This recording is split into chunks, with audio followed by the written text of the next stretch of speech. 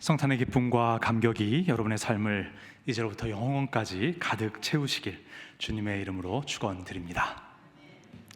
2025년도 대림절과 성탄절은 저에게 특별히 의미가 있습니다. 기억하시겠지만 대림절 첫 주에 제가 이곳에서 여러분과 함께 예배드렸고, 또 당일 성탄절 당일에 예배 드릴 수 있는 것이 얼마나 감격적인지 모르겠습니다. 여러분, 저희가 이 대림절 첫날 어떻게 인사를 나누자고 했는지 혹시 기억하십니까? 네, 저희 교회 수준에 맞지 않게 미리 크리스마스로 인사를 드렸는데, 오늘은 정말 메리 크리스마스로 여러분들께 인사를 드리게 됩니다.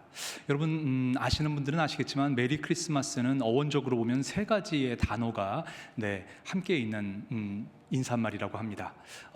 메리는 즐겁고 쾌활하고 기쁘고, 크리스마스는 그리스도와 메스, 예배가 합쳐진 말이라고 하니까요. 메리 크리스마스는 사실 우리가 성탄절 예배를 잘 드리기를 기원하고 나누는 인사말에서 출발한 것으로 알려져 있습니다. 그러면 여러분, 저는 여쭈어봐야 할 것 같습니다. 여러분, 기쁘고 감사한 성탄절 예배를, 메리한 크리스마스를 드리고 계십니까?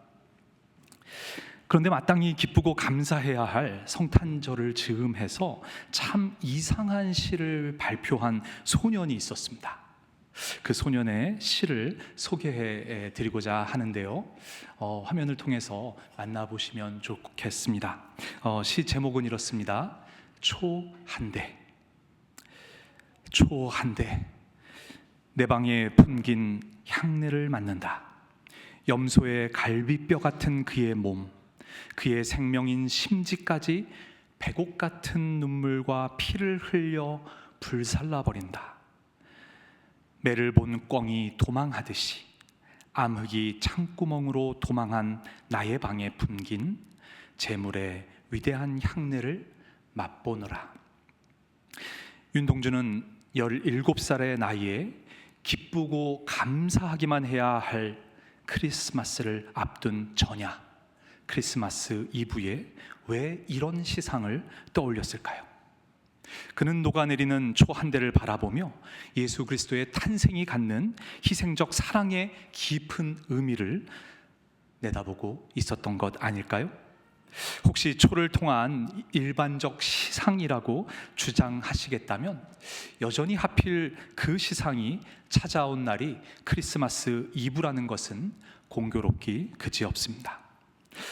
사실 성탄의 기쁨을 기쁨으로 온전히 누리지 못하고 타들어가는 초 한 대를 보면서 그 초의 눈물과 피를 묵상하고 초가 죄물이 되어 위대한 향내를 풍기게 되었다는 시인의 이해는 그가 경험하고 있었던 시대상과 맞닿아 있었을 것으로 추정해 볼 수 있습니다.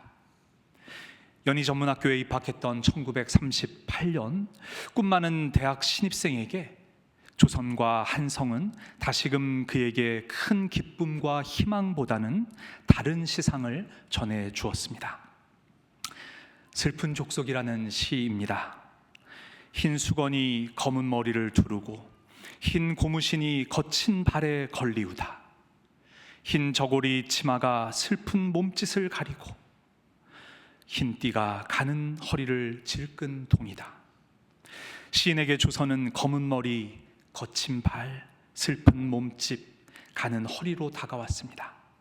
그 온몸을 흰 수건, 흰 고무신, 흰 저고리와 흰 띠가 버티고 있었던 슬픈 족속이 보였던 것 아니겠습니까?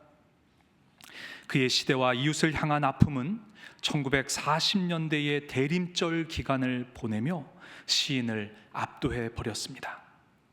그리고 그해 대림절에 발표한 시가 바로 팔복입니다. 슬퍼하는 자는 복이 있나니, 슬퍼하는 자는 복이 있나니, 슬퍼하는 자는 복이 있나니, 슬퍼하는 자는 복이 있나니, 슬퍼하는 자는 복이 있나니, 슬퍼하는 자는 복이 있나니, 슬퍼하는 자는 복이 있나니, 슬퍼하는 자는 복이 있나니, 저희가 영원히 슬플 것이요. 그렇게 성탄절이 시인에게는 너무나도 슬펐습니다. 일본 제국의 힘은 어쩌면 1세기 초대교회 성도들이 경험했던 로마와 같았을 것입니다. 1931년, 1937년 만주사병과 중일전쟁을 벌인 일본의 팽창주의와 군국주의는 아시아를 넘어 미국을 향해 끝을 모르고 달려가고 있었습니다. 1938년 이후 국가 총동원법에 따라 조선은 일본의 평참기지화가 진행되고 있었고, 조선의 문화, 언어, 이름이 지워지고 신사 참배까지 강요되는 시기였습니다. 윤동주 자신도 히라누마 도추라는 이름을 써야만 했던 시기, 일본은 교회를 독립운동을 펼치는 조직으로 보았기에 지속적인 감시와 탄압을 가하고 있었습니다. 동주에게 대림절과 성탄이 기쁨과 감사일 수만은 없었던 이유가 바로 이것이었습니다. 그렇지만 그는 시대의 아픔과 고통을 향한 자신의 슬픔이 역설적이게도 최고의 복이었다는 깨달음에 도달하였습니다. 예수께서 선언하셨던 팔복, 그 진정한 의미는 잎새에 있는 바람에 흔들리는 모든 것들과 함께 아파하며 슬퍼하는 것이라는 깨달음이었습니다. 윤동주는 이번 성탄절에도 우리 모두에게 아파하는 이들과 함께 아파하는 슬픔이야말로 예수님께서 바라시던 진정한 복이라는 사실을 일깨워주고 있습니다. 그래서 윤동주에게 슬픔과 괴로움은 그 자체로 남지 않습니다. 그 슬픔과 괴로움은 복을 넘어 행복으로 이어지고 있기 때문입니다. 졸업을 앞두고 있던 1941년, 윤동주는 부활절을 보내고 십자가에 달려 죽음을 맞이하신 예수님을 다시 한번 묵상했습니다.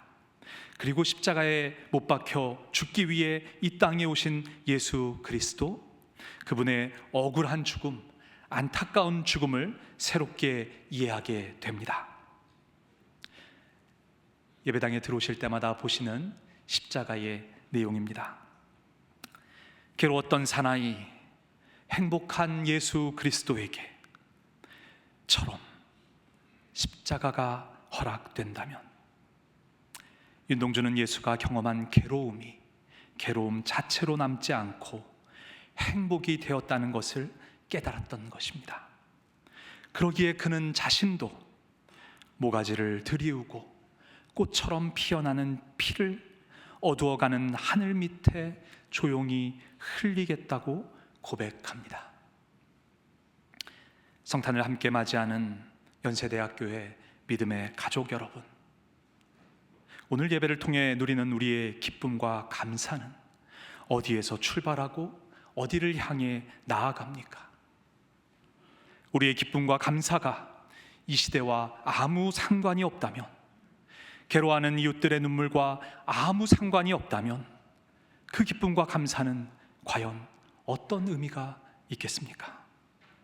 예수님의 탄생이 나를 위한 것이지만 나만을 위한 것이 아니라는 사실을 아는 믿음, 그 믿음에서 우리는 슬픈 크리스마스를 묵상해야겠습니다.